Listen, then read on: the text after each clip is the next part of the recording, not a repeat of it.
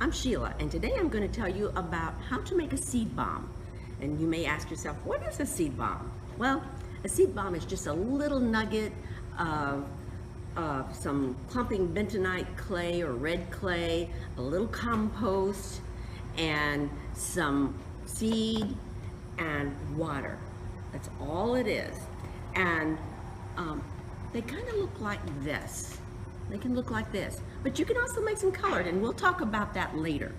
And they use these little balls or clumps, seed bombs, to throw into places, or you can toss them into places that you can't reach, and some neglected space, and turn it into a beautiful flowering or vegetative wonderland.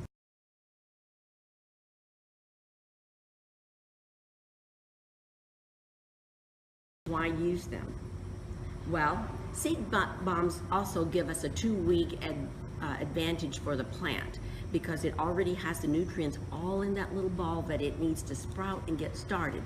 And then it holds it over for 2 weeks until that plant can support itself. It also beautifies by planting pollinator food and helping our bees that help us to have our own food. It can beautify empty spaces while anchoring the soil and preventing erosion during our Iowa downpours. And then those beautiful wildflowers or veggies, they can choke out weeds. Ask yourself, would you rather have thistles and cockleburrs or beautiful flowers?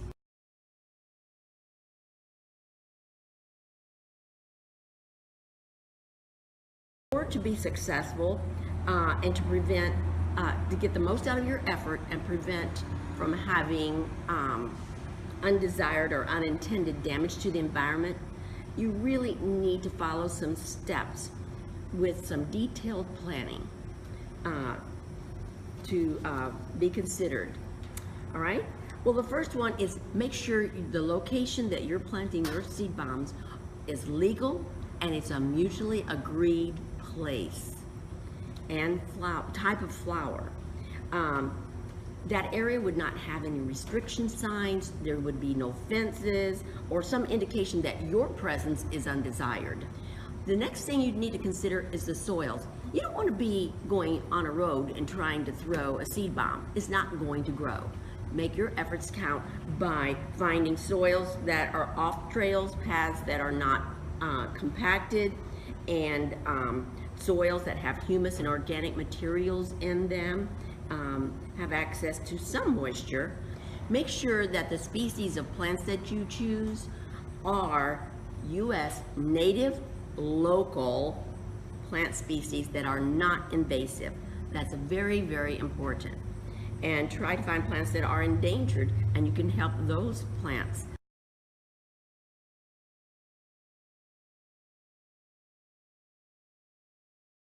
To time the seed bomb campaign. Make sure that the season that you sow your seed bombs is right for the seed bomb planting, because it really impacts your success.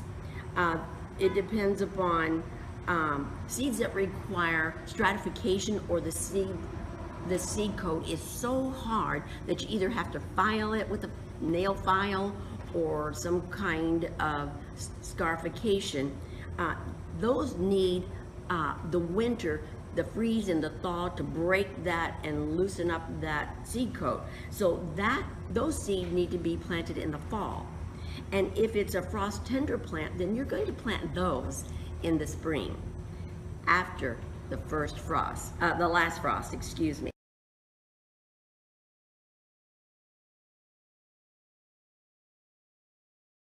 Seed bomb, what happens is it's designed so that it will kind of crumble once it hits the ground. So you're actually going to toss them and they will crumble apart, and then when the next rain comes, you've got the moisture, you've got the compost there. It's going to hold the moisture around that seed so it can sprout and get growing.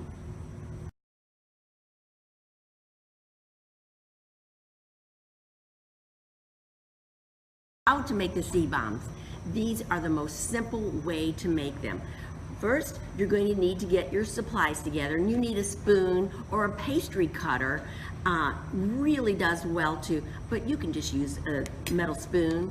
You need a measurement, and your measurement doesn't have to be a measuring cup. Whatever it is, that's the unit of measuring. I will say 1 of these, 2 of these, or 3 parts of this. Just make it 1 unit so that you can go with that. You will need a container of water and a spray bottle of water in case you need to add just a little bit. It's easier to do that. You need a mixing container that is small. I suggest making them in small batches unless you have a huge group of people that you're working with. If you've got 12 friends, then it's okay to go make your batches larger. Get your American seed or the seed that you're going to use, whether it be herbs or vegetables. And then you need a clumping kitty litter. And the clumping kitty litter is going to have bentonite clay in it, or red clay. And then you'll also need some peat-free compost. And we use our vermicompost. Let's begin. The first thing we're going to do is we're going to get 1 part seed. And so this is my unit of measurement. I'm just using a 1/4 cup. But so I put all my seed in here because I needed to see how many it would make. So I'm going to put 1 part seed, and then I'm going to mix 3 parts compost. So 1, and you may have to sift your compost. 2, oops, I've still got a few worms crawling around in my compost. I thought I had them all out. 3 parts compost. Now I'm going to get 3 parts cat litter.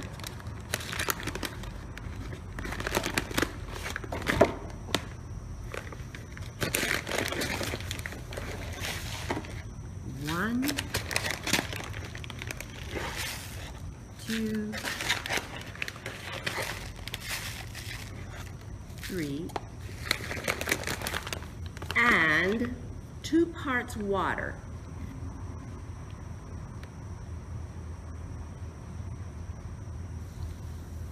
Ooh, I can see the dust coming up from the clay.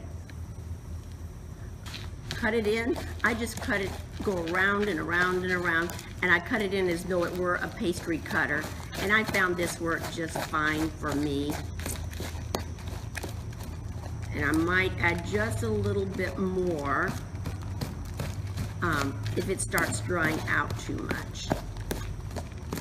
It's really important to have a tray or a rack to dry these on. It was really moist. I'm doing these in a greenhouse, and it was really moist, and some of the seeds on the outside, it was raining for like 2 or 3 days, and there was enough moisture in the air that they couldn't dry out. And so a couple of mine, the outer seeds started sprouting. So keep them in a dry place on a tray. All right, I think I've got this pretty well mixed. It should kind of look like the texture of a thick brownie mix. So I'm going to add just a little bit more. If I pour, I get too much, so that's why I like a spray bottle. It's getting a little bit more like that. All right, and then I take 1 spoon at a time, and I'll put it in my hand, and I just squeeze at first. Flatten it out, squeeze it, and then I squeeze it into a ball. It's not wanting to hold. I might have to add a little bit more moisture to it. And they're a little crumbly anyway.